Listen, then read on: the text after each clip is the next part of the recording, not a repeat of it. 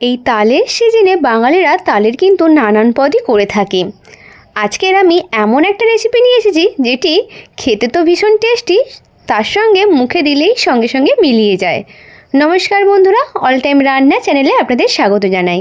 আজকের রেসিপিটি হলো তালের মালপোয়া। এটি কিভাবে করেছি চলুন সেটাই এখন দেখাই।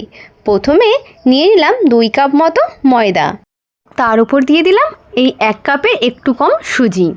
আপনারা এখানে সুজির পরিবর্তে চালের গুঁড়োও কিন্তু দিতে পারেন। তারপরে দিয়ে দিলাম 1 কাপ মতো চিনি, যে যার স্বাদ অনুযায়ী কিন্তু চিনিটি দেবেন। তার উপর দিয়ে দিলাম একটু লবণ। যে কোনো মিষ্টি খাবারে একটু লবণ দিলে এর স্বাদ কিন্তু খুবই ভালো হয়। ভালো করে শুকনো উপকরণগুলোকে মিশিয়ে দিলাম। এরপরে দিয়ে দিলাম তালের পাল্প। এটি আমি দিয়েছি 2.5 কাপ মতো। দেওয়ার পর ভালো করে কিন্তু মিক্স করে নিতে হবে।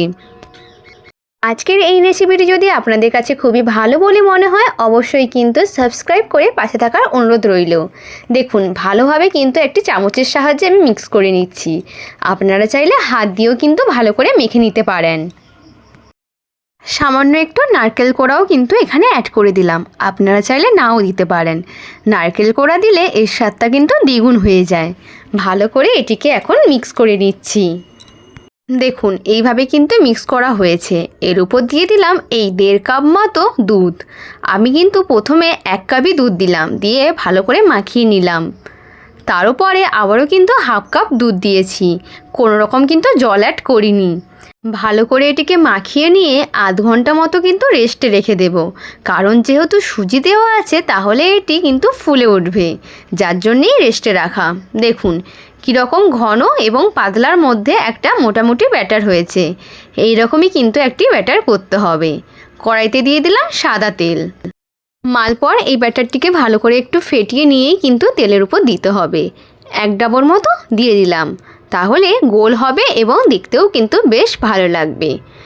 এক পাশ একটু ভালোভাবে ভাজতে সময় দেব, তারপর একটু উল্টে পাল্টে দিচ্ছি। এরকম উল্টে দিয়ে 2 পাশই কিন্তু ভালো করে ভেজে নিতে হবে। দেখুন একটু লাল লাল হয়ে গেছে এবং এটি করতে হবে সম্পূর্ণ লো টু মিডিয়াম ফ্লেমে। ভালোভাবে ভাজা হয়ে গেছে, তুলে নিলাম একটি পাত্রে।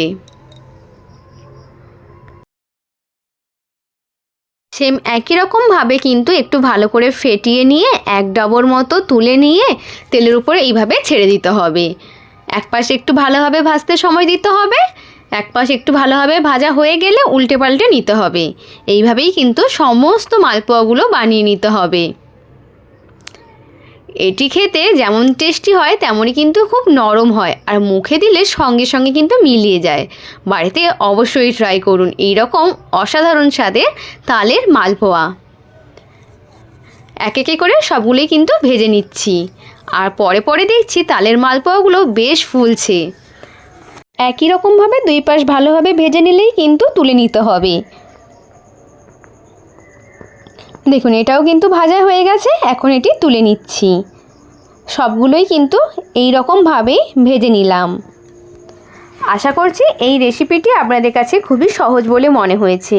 যদি সহজ বলে মনে হয়ে থাকে অবশ্যই লাইক, কমেন্ট, শেয়ার এবং সাবস্ক্রাইব করে পাশে থাকার অনুরোধ রইল। আর বাড়িতে অবশ্যই ট্রাই করবেন, খেতে খুবই সুস্বাদু হয়েছিল। দেখা হবে নতুন একটা রেসিপি নিয়ে। সবাই ভালো থাকবেন, সুস্থ থাকবেন। ধন্যবাদ।